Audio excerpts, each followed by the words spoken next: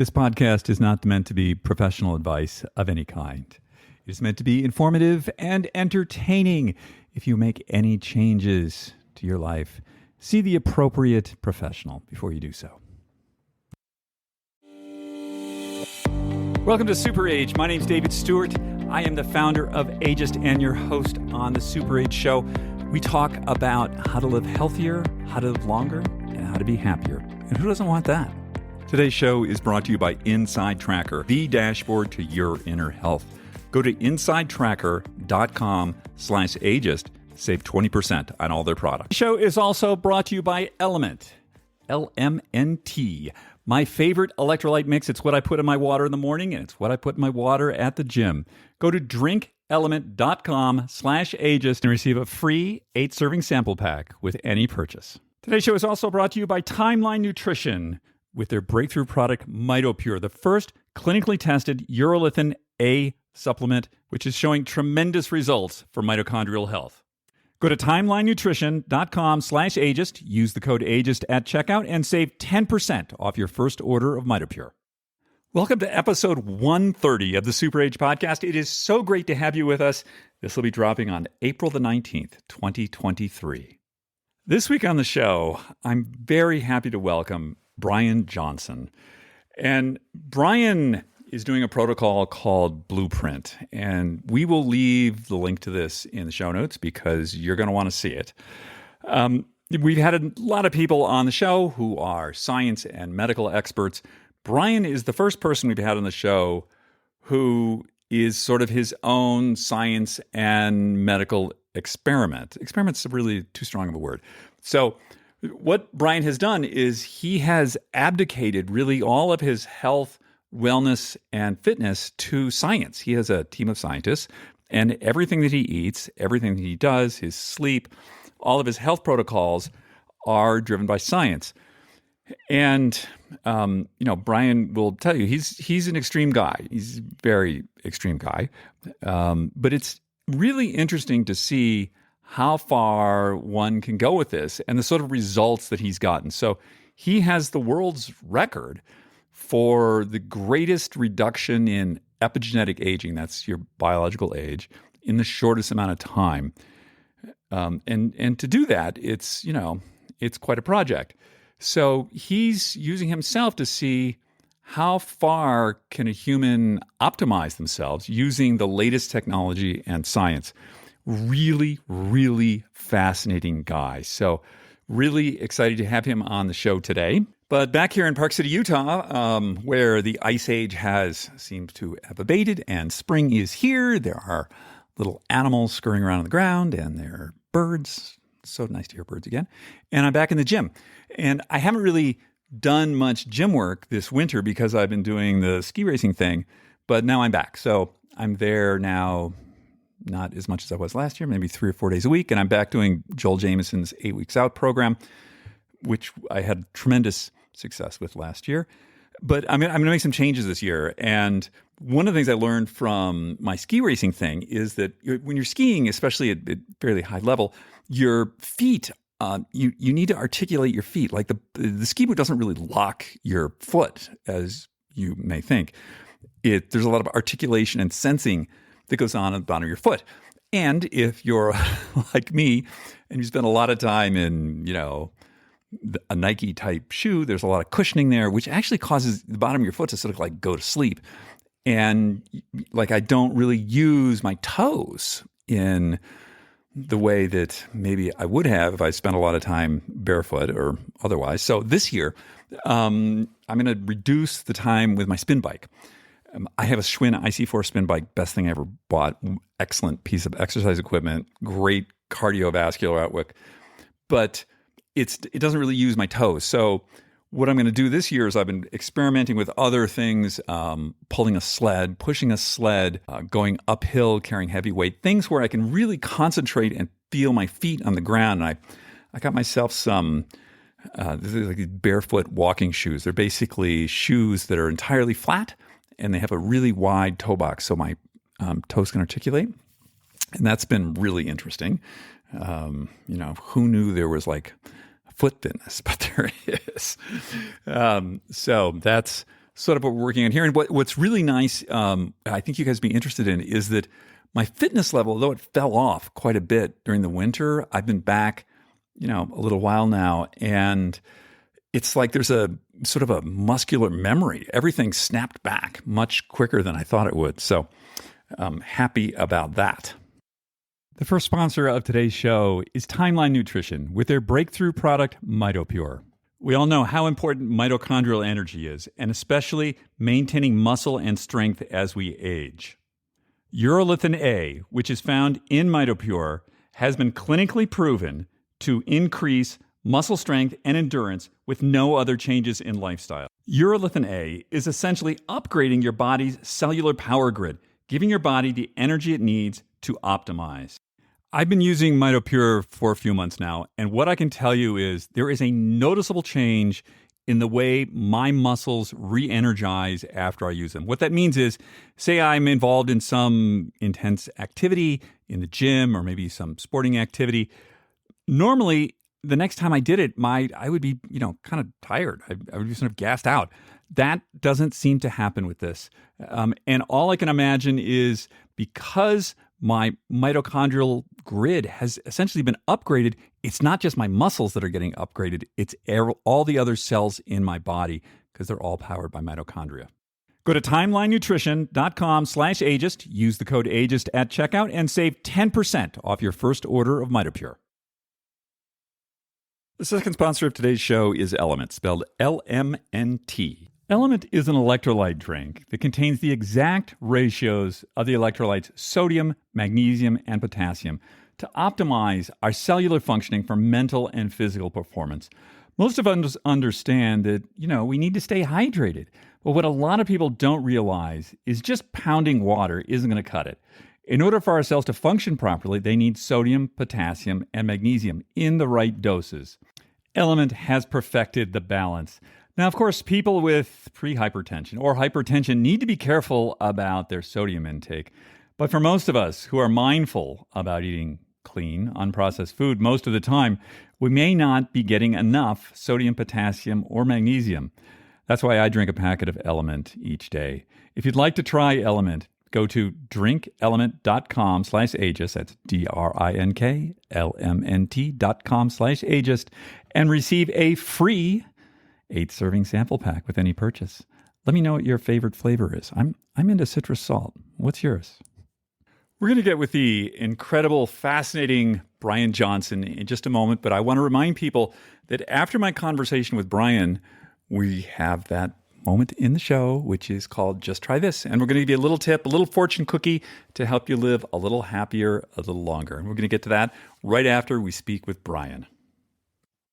Hey, Bryan. Hi, David. So let me start with, what is your chronological age? I left my mother's womb 45 years ago. And what is your epigenetic biological age? Well, I guess it depends on which epigenetic clock you're referring to. We've done multiple clocks. And sure. We've also done the denudin pace speed of aging DNA methylation clock. Yeah. Yes. So my latest result on that was 0.69 for my speed of aging. Speed of aging is 0.69. And do you have a favorite clock that you like to look at for, just like what's the biological age, or do you take a composite of them? On the epigenetic clocks, we did a 6 clock average. Mm-hmm. And then on the speed of aging, we do a 3-test mean spanning 6 months. Mm-hmm. And what was the average of all those clocks that you put together? The 6 epigenetic clocks, I had a 5.1 year age reversal in 7 months doing Blueprint. And then for the DNA methylation, I reduced my speed of aging by the equivalent of 31 years. So my speed of age accumulation is now slower than the average 10-year-old. And my understanding was that previous to Blueprint, things weren't going so well. That's right. That's a good way of saying it. So give me a sense of the before picture. I got into a life of well-being that was based upon, I had 3 little babies. I was a founder, CEO, building various companies, working through a challenging relationship and trying to sort myself through a religion that I've been born into. So basically just trying to sort through the difficulties of life that we all encounter. And then on top of that, I think I subconsciously bought into this idea that founders run themselves ragged and do heroic feats like go several days without sleep, willing to grind themselves into the ground, all in this effort of this mythological status, of a founder CEO heroic effort, which now looking back is quite silly to me that I bought into that. And yeah, I think, I did that while building my various companies, and I did a lot of damage to myself. Okay, so give me a biological sense. Give me some markers here. What did the damage look like in you before you started Blueprint?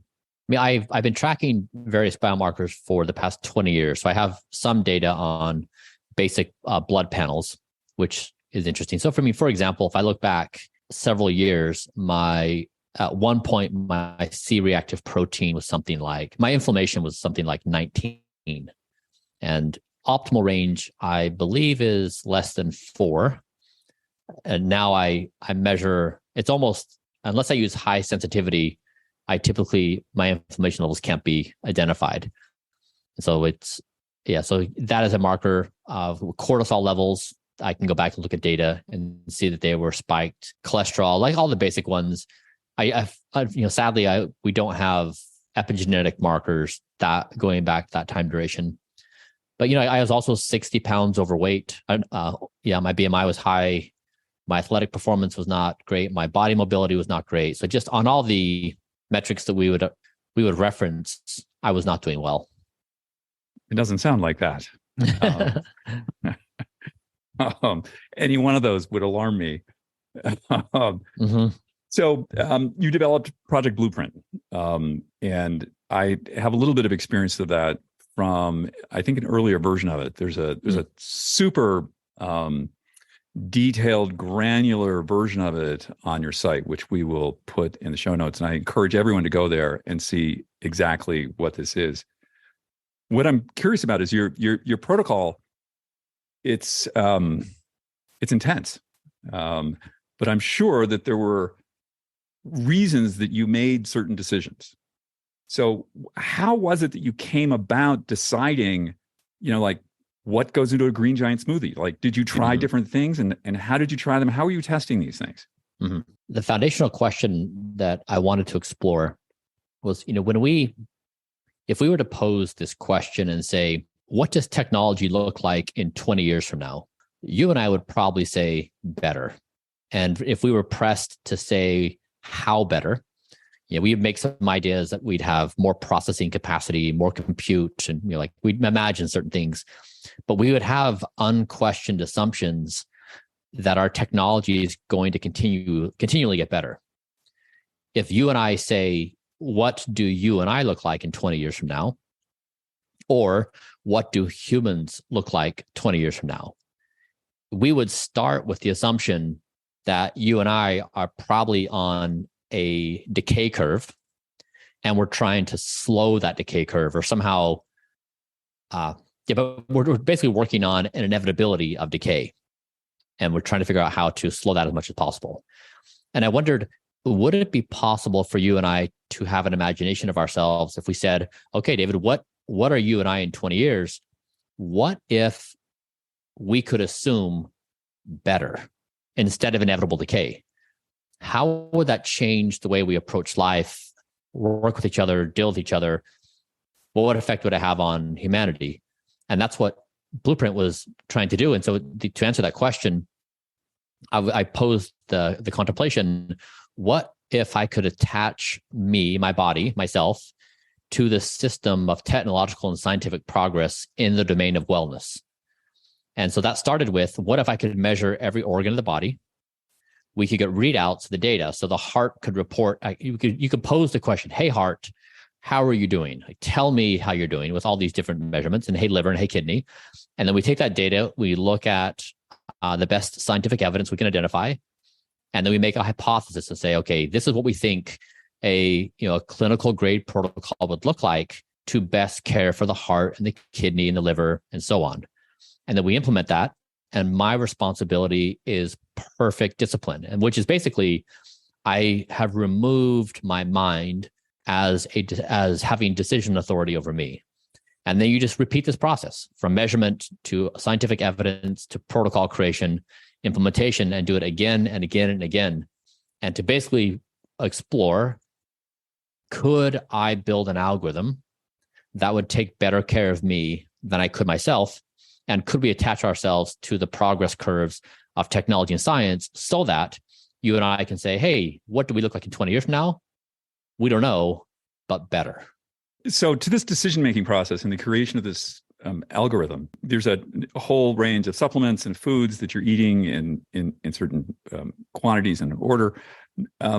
How much of that was, oh, let's add garlic and see what happens. Oh, let's take garlic out. Like how did that happen? We started with the best available science, which, for example, caloric restriction has compelling evidence. I mean, it's not conclusive, but there's compelling evidence. And so we started with caloric restriction as, okay, my diet is going to be 2,000 calories a day. Now, the question is, what do you do with 2,000 calories a day? And so the protocol we have right now is every calorie has had to fight for its life for inclusion. Nothing is randomly chosen. Nothing is just like, hey, this is a good idea. Everything has scientific evidence backing its presence. And so it's tied to phenotypic outcomes. It's tied to clinical markers. Everything has scientific relevance. And that's what we started with. And then we can start with the hypothesis, and then we can look at my data to say, what do the liver enzymes look like? We thought they would look like this with this inclusion. What do they actually look like? And same with my heart and my lungs and when we do imaging or biofluids. And so everything has a endpoint that we can measure to determine whether or not it should be continued to be included or whether we should exclude it. And how long have you been doing the protocol now? 2 years. And are you adjusting because you're testing? I should ask you, how often are you doing blood marker testing? It varies a little bit, but between 30 and 90 days, we'll do a full panel. And then, based on the results of that full panel, have you been finding that you're adjusting the protocol because now you're? I love the term you use, compounding rates of improvement. So things are dynamic. So are you making adjustments, based on your every 90-day blood panels? Constantly. I would say we're making adjustments, mostly improvements. I'd say the majority of things we've done have been the body has responded as the literature has suggested. So I would say it's not been the case that we are overturning evidence or we're proving evidence wrong. It's that we found evidence of a certain quality, we implement it, and it's done exactly what it said it would do. And are you finding that this is very specific to you, N of one, or you as a certain phenotype, or like across the species? Mm-hmm. I mean, it's hard to say. I mean, the evidence that we use is not made from me, and we're using evidence that from other people. And so I'd say we've built the protocol on non-me specific data, and we've applied it to me to achieve these outcomes. And then, of course, we've made tweaks here and there, but the principle is on scientific evidence reference as we go about doing this. So, I mean, I'd say it'd be reasonable. We can't make any claims on the mappability to someone else because we just stop at the outer edges. But it's reasonable to think that the things we're doing, like prioritizing sleep, eating vegetables, limiting caloric intake, are things that other humans would also do well with. Mm-hmm. Thank you. That was very well said. I was super curious about how specific these things would be to you, and maybe in granular form they are, but in generality, everybody. Exactly. I mean, it's hard for me. It's hard.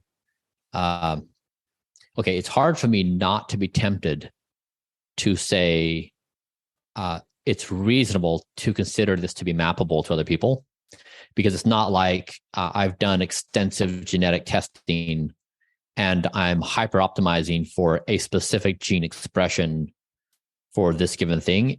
They're really at the level of caloric intake, of vegetables, of proper macros. You can, of course, there's going to be personalization for a person's objectives and their lifestyle and circumstances. Yes, all those things are true. The basics, however, I think can probably be pretty safely implemented. I mean, getting a good night's sleep is probably a good idea for everybody. I bet a lot of people on this show, no one would disagree with that. And I make that obvious statement because that's most of these things are that obvious. And I make that point because we do have this conversation, and a lot of people's knee-jerk reactions to this are, it's like, oh, okay, so you do this, but like, how applicable is this to me? Meanwhile, like if you just, okay, so I'm imagining I'm speaking to myself, and I imagine I'm in the opposite seat. If I were to take a sober assessment of myself, and I've been working on this concept, the self-destructive index. And so let's just say, given my genetic disposition, given the resources I have in life, given where I'm at, like given me as an individual, and given that we've implemented a protocol that's been pretty robust, and I'm able to achieve, for example, a 0.69 on my speed of aging plus these 50 biomarkers plus. Let's just say at this point, I've minimized my self-destructive harm. Like, for example, I'm not drinking excessively, I'm not smoking, I'm getting perfect sleep, etc. So from this the baseline, anything I do that increases my speed of aging, I would attribute to a self-destructive behavior, such as eating too much food, the wrong kind of food, not prioritizing sleep, drinking excessively, etc. And so if I just measure how much self-destructive behavior am I engaging with on a regular basis, right now it's pretty close to zero. Now, if the rest of us look at this and we try to be very sober, and we look at just in the past week, how many times in the past week have we eaten too much food, the wrong kind of food? Have we not prioritized sleep? Have we drank maybe too much, smoked, or like whatever your vices are? Just in the past week, to do an accounting of that and say, what is my load of self-destructive behaviors? That to me is the most significant opportunity for improvement, is just identifying what we've normalized in society as these behaviors that accelerate aging, decay, and decline, but we just basically don't even pay attention to them anymore because we've just normalized it, where they're out of our purview, and then our attention then goes to a debate on whether NR or NMN is better. Meanwhile, the majority of this destruction is happening right in front of our faces, and we're just unwilling to identify it. Absolutely. And this is the first time I've heard this, the self-destructive index. Mm-hmm. And this is something that I'm not perfect. I'm pretty disciplined, but I'm not in your category, Bryan. But I'm getting there. But this idea that people will go into the store and they'll buy things like, my favorite bugbear is like the 64-ounce Mountain Dew. Like, what? Yeah. You're going to drink that? Yeah. With what outcome are you expecting? Yeah. Why? Yeah, give me some thoughts about that. Why is that happening? I mean, David, I love your honesty. I mean, I love the confessatorial nature of your honesty. And it's really helpful when we think of ourselves as different versions. So like when, if you do buy that and you do choose to drink that, there's no reason for you to have shame or guilt about that. That's just like a version of you that does this thing. And then now when you and I are talking on this podcast, you're like, I don't really understand why that version of me does that. Like, it's really not a good idea.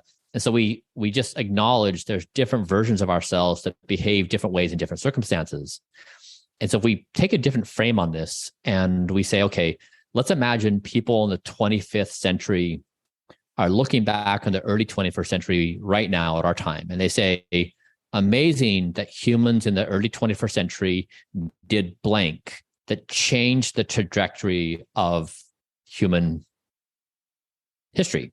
In the same way we look at the 1600s and 1500s and 1800s at big shifts in their time and place of gigantic changes that were so obvious and someone just poked through.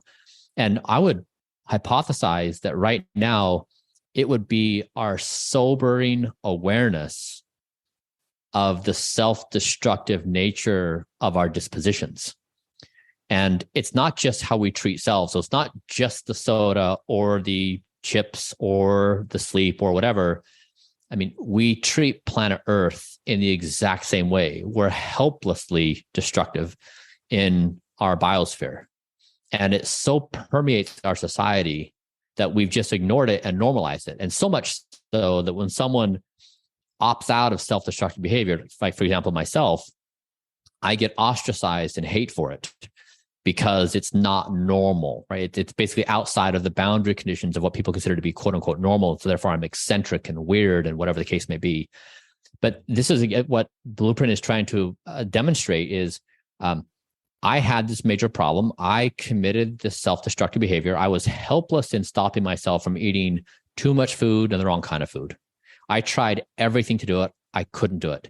And then one day I playfully fired myself and said, you, evening Bryan, who is the destroyer of all things good in my existence, you're done. You no longer have decision authority. And that just naturally grew to the point where I say now is I just want an algorithm to take care of my health and wellness. I know my own mind. If I give my own mind the smallest of opportunity to make a decision, it's going to make the wrong decision every single time. I just cannot trust myself. I know this. And I think that's true for most of us. I think it's true for most of humanity. And it really is the thing that stands in the way of us becoming what we want individually, collectively, and the future. We're going to talk about a lot of other things here, but that's probably the most impactful thing that I've heard in a long time. And I love this idea of separating these things. And I'm not going to call you Bad Bryan. I'm going to Bad David. So Bad David got stuck in a blizzard last night and didn't get home until late at night. He was very hungry and he was rattled. And what did he do? He had a bowl of cereal to calm himself down. Again, David, kudos to you. I mean, it really takes courage because, I mean, we all have such strong incentives to put forward this version of ourselves where we seem put together and whatever, but I just love your brutal honesty. What kind of cereal was it? Oh, it was a great one, man. I get this like chocolate keto crunch stuff. Yeah, right. It's super high caloric. I think a bowl of it was maybe like 1,000 calories of like coconut and nuts and everything. I was down for 8.5 hours last night. I was boom. Yeah, that worked. Yeah, exactly. And like the worst ones are, I think like for people like you and me, it's the foods that have a touch of health and wellness to them. So it's like, okay, this is not Captain Crunch or I don't know what the other one's, Fruity Pebbles or something. So it's not like pure cane sugar, but it's like, hey, we're okay. We don't have the sugar and we're keto friendly and whatever. And it's like, oh, okay. So I'm being bad, but I'm being bad in a good way. So I'll be really, really bad in a good way. Yeah, but I hear you. Like 15 grams of saturated fat. Boom. Yeah. I mean, what I found is it's interesting to give that version of David a name. I mean, I'm sure he shows up at certain times, at certain places when you're under certain biochemical states. He's like, hey, David, like, you know what? Hard day, tough day. We feel pretty stressed out. We're not like, why don't we just kind of soothe ourselves with this bowl and maybe 3 or maybe 4. Yeah, but it's a thing. I mean, it's really, really hard to navigate this complexity of being human. So you've just created a whole other meme for myself, and I love this. This is something I think is just so helpful as we think about 60% of Americans over 65 have a chronic health condition. 30% have 2 or more overlapping chronic health conditions. It's 100% behavior based. Like, and so why are you doing that? But this is a really interesting. I don't like the word hack, but it's a key. Talk to me a little bit about something we mentioned earlier, this idea of compounding rates of improvement. And how does that come up against something? I think it's called the Hayflick limit, right? Like we can only like reproduce ourselves so many times. What are your thoughts on that? I mean, there's a way. There's two ways to think about the future of potential. One is first principles thinking, and the other is zeroth principle thinking. In first principle thinking, let me state it this way: talent is the ability to hit the target no one else can. Genius is the ability to hit the target no one else can see. So if you're a skilled first principles thinker, you can peel back the onion and you can find the known things we have at the base level of all assumptions and piece together a really nice tight string of logic. But that's a very different skill than zeroth principle thinking, which is hitting the target that no one else can see. And so, for example, Einstein's special theory of relativity is zeroth principle thinking. And that space-time being relative was something that was always present in our universe. We just discovered it. And then it changed physics. And so then if you say, okay, zeroth principle insights like that there's a Heisenberg-like uncertainty, that DNA propagates itself through this evolutionary mechanism, that Earth is not the center of the universe. Like we've had some pretty big ones that have just changed the way we understand ourselves. And now we say, okay, so with artificial intelligence now a dominant player in our world, that has the skill set of introducing zeroth principle insights at a speed faster than we've ever had before. And so we saw this, for example, when AlphaGo was playing Lee Sedol and beat him in the game of Go. So 19-time world champion AlphaGo plays and stuns the world of Go by playing these genius level moves that had observers remarking that it was as if AlphaGo was from another dimension. And so if we just basically say to ourselves, how much do we think the world is going to change in the coming years and decades? And will this change be fundamental?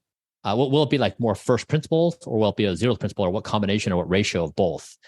And so a long way of answering your question, which is, I'm going to say, I don't think that history is on our side in humans being able to model out limitations with predictions.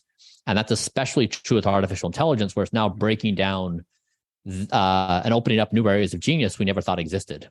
And so if we just say, okay, we as humans, what we really care about is improving ourselves at compounded rates so that we're on the same trajectory as technology, what can we become?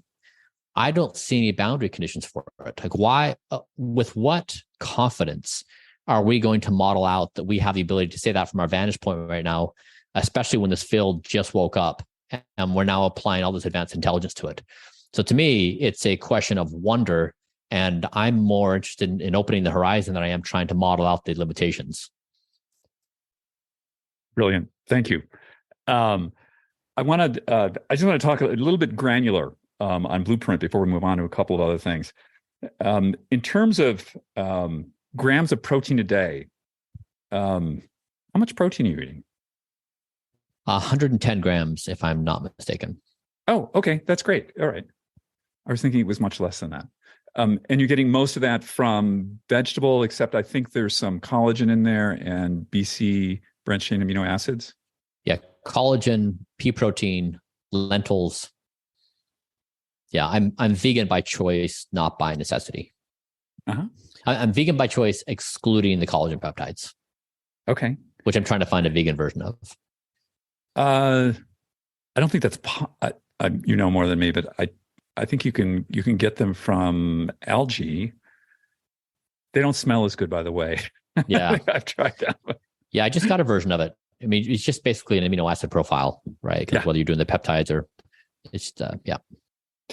Let's talk a little bit about there's a couple of pharmaceuticals that you're taking, and I'm curious, and I'm sure you've tested. I'm not sure, but I'm going to ask you if you've tested others that are out there and have failed the testing process. So I see in the current version of Blue Book, you're taking 1,500 milligrams of metformin every day. Mm-hmm. Mm-hmm. And that's, did you do an A/B, a before and after, with any of the testing on that? Yeah. We do have data before. We do have data afterwards. And so let me, I guess, expand a little bit on your question. My experience has been that in the field of health and wellness and anti-aging, everybody has a different opinion. Mm-hmm. I've rarely do I see consensus on anything. And it reminds me of when I became a professional, a pilot. I got my pilot's license, learned how to fly. And even though I'm typed in the airplanes I fly, I always fly with a professional pilot, because when we get in the cockpit, when I compare my skills with their skills, they're just substantially better than me. I may be familiar and understand the game generally, but I'm not as fluid as them because I don't obsess about it. And so the way I've thought through this is there's a lot of limitations of Blueprint in terms of it's only N of one. We don't have a long duration of time. It's only 2 years. So there's a lot of reasons to be skeptical of what we're doing, and that's totally fine. We also need to make decisions to go forward on this and that. And we do our best with the data we have. And so our general philosophy is our team looked at the evidence. It's debated robustly. Oftentimes there are disagreements. That's expected. It's just done in a productive and constructive way. We decide, and then we just do it, and we measure data and go on. And so that's, I guess, generally speaking, because a lot of people are curious. A lot of people come at Blueprint with a disposition of, they have such a strong opinion that they say, I heard that metformin should not be taken because it blunts gains in exercise. And then in their worldview, the fact that I take metformin discredits all of Blueprint. And it's not taking in this bigger context of nobody agrees about anything, and that's accepted. So what we're trying to do here is make decisions with the data, implement it, and then share the data we do have mm-hmm. to try to push the conversation forward. Otherwise, the conversation just stays stuck and everyone disagreeing, and then everyone feeling paralyzed because there's not a path march forward. Yeah, very well said. I find exactly the same thing. We have all kinds of agreement on gravity, things like physical sciences, but in this, it's just like, yeah, it's really hard to discern other than testing with what you're doing. There's you're taking 13 milligrams of rapamycin, but you're only doing it every 2 weeks, which I thought was very interesting. I know some people do 3 milligrams weekly or 6 milligrams weekly, and they'll take like a month off. Any thoughts on how that 13? I haven't heard this protocol before. Yeah, we're trying to generate. It's basically you're trying to generate a spike in response. So you and then you want to. Then the half-life is, I believe, 66 hours, and so you're wanting to eliminate it entirely from the system. And so with this dose protocol, we've arrived at it by testing my levels 2 hours post taking it on day 6 and day 13. So we're looking at how my body metabolizes rapamycin over that time duration, and if we truly are flushing from my system all of it to hit the next spike. Because that's what you're trying to do is you're not trying to maintain high levels all the time, spike and get out. And so by then quantifying what this curve looks like has allowed us to titrate and find that response curve. Oh, brilliant. Very well said. Have there been other pharmaceuticals that you tested? Because there's a lot of stuff out there that have failed the test.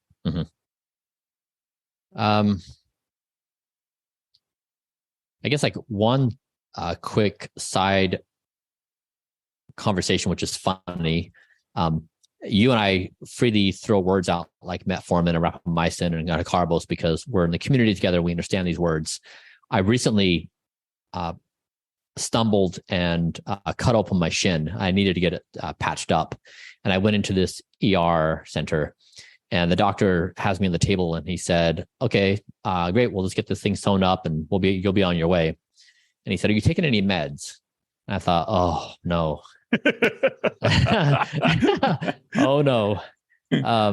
What do I say? I mean, like, well, actually, doctor, yes, I'm taking 111 supplements a day, and I'm taking, six different prescriptions. So I was like, okay, let me just kind of dip a toe into this. I said, okay, I take metformin. And he said, the drug they give for diabetics? Yes. Okay, that's weird, but okay, what else? I take dastatinib, the leukemia drug. Yeah, taking that. He's confused. And then what else? Rapamycin, the drug people take for, when they're doing organ transplants to suppress the immune system. He's like, good Lord, son, what is going on? And so I guess it's just a nice refresher. You and I are talking shop in this game, but these ideas are absolutely foreign to those not in the game we're playing. And I need to remind myself all the time on this stuff is it's just wacky to people who are not in this game and playing it, what we're doing and the repurposing and the connections they have in their minds. So it's always a good reminder to me of like, when do we go down the rabbit hole of talking shop on these specific things? Are you still taking dastatinib? The protocol we did was 50 milligrams of dastatinib and 500 milligrams of quercetin 3 days in a row, once a month for 6 months. How'd it go? As far as we can tell, it went well. We did this our first round, I think 8 months ago. Mm-hmm. And so we've been tracking various things. So far, so good. We're going to do our second round, I think, starting in December, because it's basically 6 months out of every 12 months. Mm-hmm. And we did that based upon a clinical study that had shown favorable results in speed of aging of those patterns. And so to inform people who aren't as deep into this as we are, my belief is this is a senolytic, and a senolytic is a molecule that removes senescent cells. Senescent cells are so these zombie, half-dead cells that cause all kind of havoc around them. And there's a whole senolytic theory of aging out there. Yeah, that's right. And like, I mean, it has been fun. Are you familiar with J Infinity, what they've been doing with their NAD tests? And no, tell me. Well, okay. Well, anyways, I guess we've, for fun, several people that are deep in the field of longevity have created their very best guess on aging panels. Like they put together 20 biomarkers that are most predictive of overall health and aging, all that kind of stuff. So occasionally we've done these things for fun with partners that we work with, and they'd put one together of an aging SOS panel. And so we took it, and I think I scored, it was almost perfect. The only one being non-perfect was my vitamin D was like 3% off optimal range. And so I got dinged for that. But otherwise I scored a perfect score. And I think his comment to me was I was the only person ever in the history of his test that had scored a perfect score. And so we do have our internal set of markers. We do try to monitor these closely. The ability to measure these things is not perfect yet. They're not easily accessible. So we really have modest opinions about how we're doing. Like we're trying our very best with the data we have, but it's very experimental and we don't like to make bold claims. It is fun, however, when other people want to pressure test us and we do something like that, it is encouraging. But generally speaking, we try to be pretty modest with what we think we can state confidently we're achieving. I want to ask you about testing. You're probably the most monitored person I've ever come across. The level of monitoring is really like astronomical, but for a regular person. Mm-hmm. So what do you think somebody should be doing? Like blood panels, DEXA, like what would you recommend? Something that a mortal can do? Yeah. Recently, we've really gotten into this Denudin pace model offered by True Diagnostic. Yeah, Brian Smith. I've had him on the show.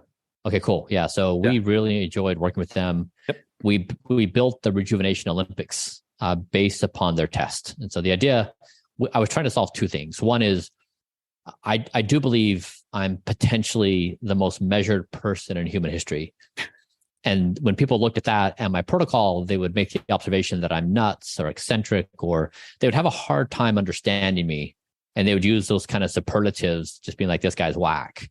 And so I started referring to myself as a professional rejuvenation athlete, because when you look at LeBron James and the way he takes care of his body, no one's calling him whack. It's like, he's a professional athlete. His body is his asset, and he's trying to perform well in the court.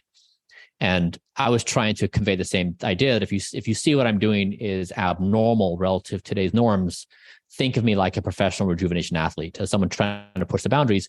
And we wanted to create the Rejuvenation Olympics to invite other people to also have that same identity. Like, hey, let's play this fun game together. Let's play it via points. Like, we can compare. And so we've been using that model. And I like it because even like my mom, even her doing a blood panel, that's a lot of work. You have to go to the doctor. You've got to get stuck by a needle. It's uncomfortable. Then you get a bunch of these individual markers of your cholesterol, triglycerides, et cetera. And it's kind of hard to act on those things. Like it's a little difficult versus if you get a finger prick, you do your speed of aging, you get one number for the entirety of your life. At that level of what my mom is going to do, it's just helpful. Like, is she doing, is that thumbs up or thumbs down? Like, how is she doing generally? Not to say that blood panels are bad. It's just like, if my mom needs a data point, like one number to say, how am I doing in life? Thumbs up, thumbs down. It just gives her a nice emotional and psychological check. Like, how are things going? And I think that's really the useful thing for most people is just tell me roughly how I'm doing. I'm not going to optimize to the last degree on everything. And so we like the speed of aging for that because it is responsive to interventions. It's been a fun, it's an easy test to do. So I think it making it easy and low cost for people is really beneficial. You've really activated the competitiveness in me, Ryan. So I've taken that test. You scored much better than I did, but I need about 6 months, and we'll do it again. I mean, David, I sincerely hope you beat me. I mean, it would, that's the goal. And that's why I share everything publicly and freely with everyone. I mean, I want people to beat me because then there's other viable options. People can say, well, I've got this option or that option, and which one suits me might better. The objective here is to push the whole field forward. Yeah. And, like, I want to learn from other people too. So like, let's do that. It'll be a fun thing to push the whole field forward. But yeah, I'm glad you feel that emotion. And hopefully it's productive in your life that you do find increased power and strength to do your thing. And then when you do beat me, I can learn from you, which would be a great outcome. Okay, game on. I want to ask you, just again, in the interest of sort of like simplifying some of the protocol. So like in the weekly things you do for your skin. So I have here, you do total body IPL, you do a total body laser with 2 different wavelengths, you do micropulsed laser and whole body LED. So I didn't even know you could do a total body IPL. Yeah. That's quite something. Yeah. Yeah. In fact, I'll do something. Is this podcast on video as well as audio? We can take some of it for video. Yeah. Yeah. I'll show you. I'll show you the results from yesterday's video laser. Here, you can see my stomach here. I think that's ouch. Yeah. Yeah. Wow. It looks like fish scales, and like I got run over by a car. Why are you doing this? Yeah, this is a new laser protocol we have. And so that's why my face is also pretty messed up. My neck is pretty messed up.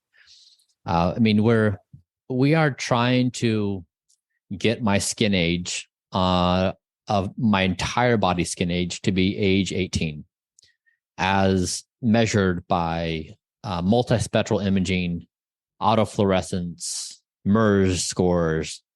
And so the skin is the largest organ in the body. So yes, we do a lot of effort trying to achieve that. Okay, so now that I know that total body IPL exists, I've never heard of anything like that. I've this face and neck, I guess. And you have these So if we can sort of rank these like whole body LED, so that's red light therapy, which is pretty accessible to a lot of people. Of these things, which ones do you feel are impactful? I mean, I guess high level, I think the power laws of everything we're doing. Number one for me, sleep. Is I shared this recently on social media. I now have a 6-week streak going of perfect sleep according to Whoop, and I shared this publicly, and it was like I had some really fun responses. People are like, "OMG, I've been wearing this for years. I've never once got 100%." Really? Or wow. Yeah. I mean, it's people. Yeah, people really struggle with sleep. And so it was a really fun dialogue with people. And for me, a good night's sleep, the difference between hope and despair is a good night's sleep. And so when I have a good night's sleep, everything feels possible. When I have a discouraging night's sleep, everything feels challenging. And that includes adherence to the protocol and my emotional responses to difficulty in life, all of the above. But I just find that Blueprint is a very challenging situation. But also, being conscious as a human is extraordinarily challenging. And just existing is hard enough, but doing that on a lack of sleep just makes it so much more difficult and painful. And so I'd say the power laws for me, sleep is number one, because sleep leads to diet, which is basically don't eat too much, which is like the next power law. And then 3 is like eat the right stuff. And then everything else just kind of goes, and then exercise, like just the basics. And then of course you can optimize down to senolytic protocols like statinib and other stuff like that. But really it's the basics we all know: sleep, food, and exercise sets the stage for everything else. It gets the brain where it needs to be. Do you still have trouble sleeping? No, I basically have mastered it. For a long time, it was like literally a nightmare. I think I can. Last night was bad because I got stuck in a blizzard and I had a bowl of cereal before bed. Yeah. So I think my sleep efficiency was like 89%. But I'm generally like, I take sleep super seriously. It's like a performance activity. So I'm in the like 94, 95%. Yeah. So like, I mean, let's look at our stats last night so we can have data. So like I'll share mine. So, okay. So I was, let me look. Yes, I got 3 hours and 5 minutes of REM, 2 hours and 13 minutes of deep, 4 hours of light, and I was awake for 47 minutes. You beat me. What were yours?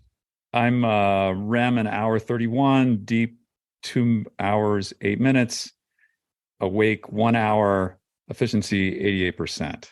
Yeah. Total sleep 7 hours 47 minutes. Yeah, my respiration rate was 13.1, latency 4 minutes. Well, we're going to get really into this. You beat me there too. Respiration 14.1. Yeah, but I mean, I agree with you. Like, it's a professional endeavor, and it's the highest yield activity any of us can do in life. Yeah, absolutely. Nothing works if you're not sleeping. Nothing. I'm a big fan of Joel Jamieson, and I do his conditioning protocol, and he'll tell you it's not like how hard you work out, all the conditioning. Yeah, that's great, but if you're not sleeping, forget it. Yeah, none of this works. Yeah. I want to move on to some of your thoughts on the future. So specifically the future of aging. I love this idea of how we as humans have a terrible track record of trying to project, because we think at best we think linearly, and so this sort of outside, as you were saying, the genius target is really sort of outside of the known. Yeah, where are you seeing this idea of aging? I mean, people like Kurzweil are talking about escape velocity. Do you have any thoughts on this stuff? I do.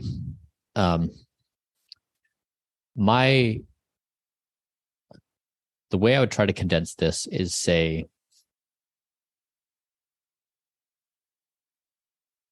first, lucky us that we exist.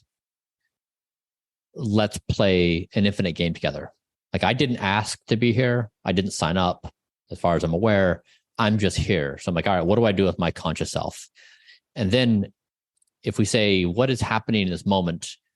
It seems to me that we are in the process of giving birth to godlike intelligence in the form of AI. Like, in whatever form it's going to evolve into, it's clearly on a path of getting better over some duration of time. So, and it has capacities that far exceed human abilities. So it's not like we're in competition with AI. We're just in a situation where we have this phenomenal form of intelligence that's emergent, and we don't know what it's truly capable of and on what timescales. And so to me, I come back to only one conclusion. Our only job as a species is to not annihilate ourselves. That's it. On humanity's to-do list, we have one job. Don't destroy ourselves. And I just don't know what else we would prioritize right now. I mean, the technology is going to progress on its own. Like, the human motivations that are going to push this thing forward are on their way. They don't need any encouragement from anybody. But the thing that's the most challenging for us is, the human race has there's a lot of evidence on humans being behind destruction and violence. And we arm ourselves with increasingly powerful weapons. And so I wonder, is it possible that we have a radical contemplation of the current state of reality? And this, I go back to Blueprint and I say, I had this very problem with myself. I was hopelessly self-destructive in my own persona. I was incapable of stopping my own violence and my own self-destructive behaviors. I had to literally remove my mind from decision authority, empower my body and science to run my protocol. And I just had to say yes to it. But the only way I was able to achieve peace within myself and stop my own violence and self-destruction was to remove my mind. There's no way my mind is going to change. I'm not going to alter it so much that if I give it ability to do something, it's going to act well. It's not. It is an absolute rascal. And so I really think there's a moment here for us to sober up and say, we may be dancing around little teeny tiny things here and there and this and that, but like, is it really in proportion to the game we're playing right now? Maybe not. And we may need to think much more fundamental ways on how to solve this. If I understand what you're saying here, the game we're playing right now, you're talking about AI? That's right. That if you and I, David, go out to space, we're looking back on planet Earth and we say, all right, let's quiet our minds. Let's try to tease out what is going on planet Earth. Like, among all the things we can talk about, what's really happening, I'd say there's three things. One, the emerging capabilities of artificial intelligence is the most important thing happening on planet Earth. Number two is the sustainability of our biosphere is in question. The only home we have. And three, we humans are dangerously at each other's throats, as we always have been. To me, there's just nothing else that matters. And so Blueprint is not about me trying to live to be 200. It's not about vanity. It is about trying to figure out a system where we can continue to exist and increasingly lower our probability of self-destruction and increase the likelihood of being able to create some magnificent future. That's a heavy lift, man. I'm generally a really optimistic person. I'm less so on those topics. History. But who knows? Maybe we're going to have this real come to Jesus moment. Who knows? I mean, I concur with your assessment. I mean, it is a reasonable assessment of the data. It's logical what you're saying. And this is why I'm saying that maybe there's an opening here for a contemplation that is substantially different than how we understand the world. I mean, what I'm doing at Blueprint, I've built an algorithm that is taking care of me because I'm powerless to stop my own self-destruction and violence. And I fully acknowledge that I am powerless. This is brilliant. This is not what I thought we were going to get out of this today, Bryan. And I love when that happens. I love that you've upped the bar, not just for people like me, but you're upping the bar for humanity. And that's great. That's really great. Is there anything you want to leave people with today? It seems to me that we occupy a special moment in time. If we look back at the history of any other time we could have existed, it's a magical time to exist given the state of technological progress and the possibilities it presents. And I think every generation finds there to be a plentiful number of reasons to despair and to contemplate why would anyone want to bring somebody into this awful world, and to ruminate on those things. I think there is an opportunity here for something like a Gen Zero to arise. Not Gen Z, Gen Zero, as zeroth principal future. And for this Gen Zero to be comprised of people of every age, every ethnicity, every gender, every religion, and for us to lock in and say, we care about working towards a magnificent future. We don't know where it's going. We don't know what it's going to be like. We are willing to divorce ourselves from all human norms, all human customs, all human traditions. We're willing to step out into this unknown and explore the boundaries of conscious existence. And we have this computational intelligence partner to go on this wild ride. And let's refashion ourselves, remove this self-destruction and violence that has plagued us for all this time.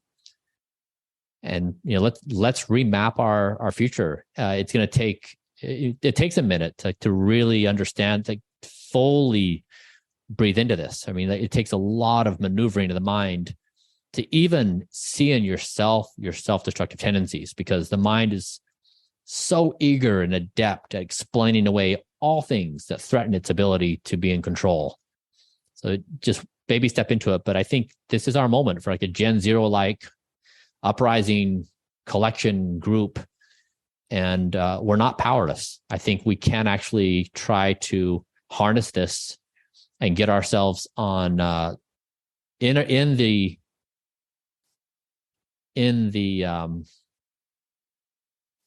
the pathway of forward momentum. Just like technology is moving forward with the help of tailwinds, let's us step into the same level of energy and get ourselves in that same trajectory in whatever way it takes us. I love having really smart people on this show. And this has been an amazing conversation. I feel really privileged. Bryan, thank you for what you're doing. I wanted to talk, wait. We haven't talked about Kernel. You want to tell people what Kernel is? Oh my God.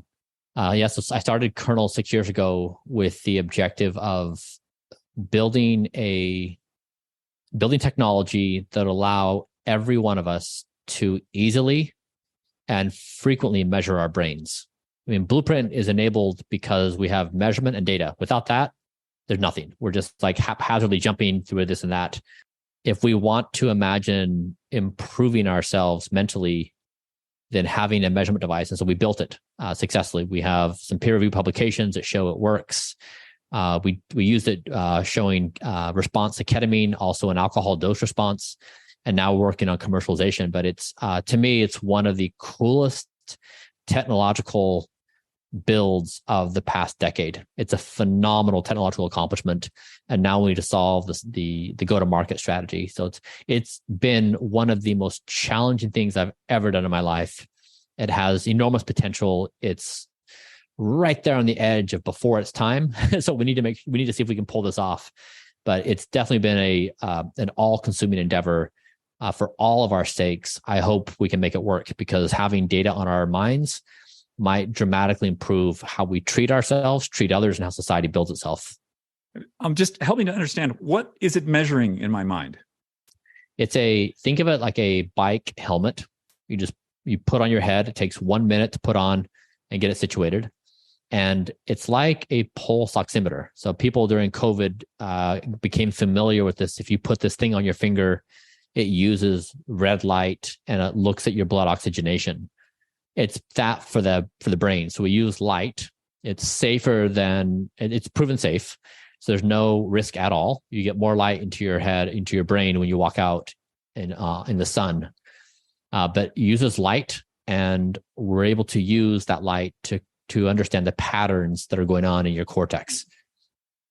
So the how I am thinking, does it measure what I am thinking? Or, for example, it answered a practical question. So I was a pilot participant in a study looking at ketamine. So ketamine's been used off-label for the treatment of depression. And the way we measure it now is, a person says, okay, I feel depressed. And then they do ketamine, then you report your experience with words. Like, I felt this and I feel that now. And 2 days later, but you're basically relying upon these subjective measures, which are extremely unreliable. And so what we wanted to show is, it's like, what actually happens to the brain quantitatively when you take ketamine. So we looked at my brain. I measured my brain daily for 5 days, then during ketamine, and then for 30 days after that. So we got, for the first time in the world, a 30+ day data recording of what happened to my brain when I took 68 milligrams of intramuscular ketamine. And that really helps baseline in a scientific way. You can answer that with any question. What happens when I take blank drug? Or what happens when I drink alcohol? What happens when I have this kind of diet? What happens when I do this sleep? We basically don't have an easy way to answer these questions now. So our brain kind of just sits there unexamined outside of our introspective things. And to baseline the insanity of that, imagine us trying to take care of our heart through self-introspection. Like, you can't feel arterial plaques. You can't feel high blood pressure. You can't feel, even low HRV. Like, you can't. You need instruments to measure. And so the same thing with our minds. If we're trying to avoid bad things from happening, to address bad things when they do happen, and try to improve ourselves, we need measurement. I'm trying to imagine. It sounds like an amazing device. And I look forward to. I'm guessing there are only a couple of these things in the world right now. For now, they're probably a little pricey, but it sounds like an amazing instrument, because exactly all these things, they give you, whenever you do anything like this, there's like on a scale of 1 to 10. Well, okay. Yeah, that's right. How useful is that?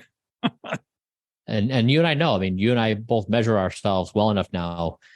My subjective opinion relative to these robust measurements, like, it's totally not even the same game. Like, it's almost impossible to make meaningful progress working on subjective assessment. As I tell people, feelings are not facts. Yeah. They're different. Yeah. Yeah. And it's confusing for a lot of people. Yeah. Yeah. Thank you. We've gone a little over time here. Super appreciate your time and the work that you're doing. And I think my people are going to be very interested in all of this. I really appreciate it. Yeah. And thank you for having me. And I wish you, David, all the best. Really admire your courage and your honesty of yourself. I sincerely hope you beat me on these metrics. Oh, I'm coming for you, buddy. Yeah. Yeah. I wish you all the best. Yeah. Okay. Thank you. We'll be in touch. Thanks so much. Take care. Bye, Bryan. Bye.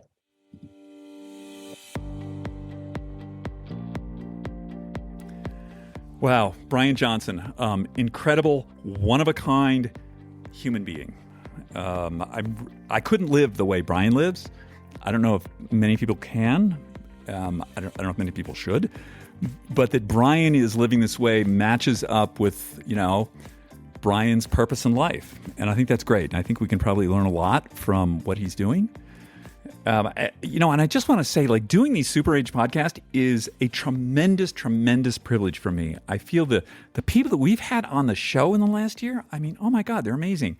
I just get so much out of it. And, you guys, if there are other people out there that you think would benefit from listening to the show, like, forward on the show to them, please.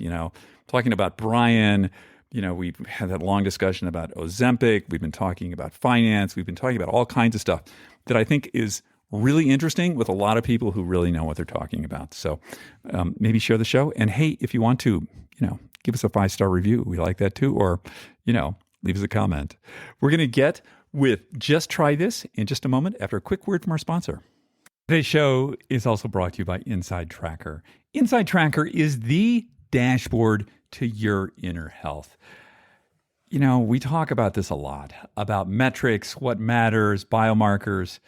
The thing is, you can't take actions on things that you don't know about, and what you don't know about can hurt you. I use Inside Tracker. I take their ultimate test 4 times a year. I look at their biomarkers. I see what's moving from quarter to quarter, so I can see if I've made changes in my program and my diet. Is there something that I need to adjust? And their food first, supplement second recommendations are great. I always share the results with my doctor, and if there's something we need to go over, we do that. Get a dashboard to your inner health. Go to insidetracker.com/ageist. Save 20% on all their products. Speaking of testing, one of the things that Bryan Johnson does is he runs just a ferocious battery of tests on everything imaginable in his body. Every time they change a protocol, they add a supplement, they do anything, there's always a test going on. You don't have to do everything that Bryan does. You can just get Inside Tracker, do their ultimate test. That's what I do every quarter when I change something. So, easier to do than what Bryan's doing. So let's get to Just Try This. This week on Just Try This, I have a really simple, zero-cost suggestion for you. Go out and get some sunlight when you get up in the morning. What'll happen is if you go out, ideally leave your house or wherever you live. If you can't do that, look out of a big window and try and get some sun. Try and get some daylight. What that's going to do is it's going to set up your circadian clock so that you'll be able to go to sleep much easier at night. It's also going to increase your mood. And hey, pro tip, if you smile while all this is going on, it works even better because it's like an epigenetic signal to your cells that everything is okay and you're going to have a good day. So just try this. First thing in the morning, go out and get some sunlight. Hey, everybody. Thank you so much for joining us on the show. We appreciate your time and your attention. It's great to have you with us on this journey. Have a wonderful week. Try and get out there, get some sun, smile, make some new friends, challenge yourself in some new way. We'll see you next week. Have a wonderful week.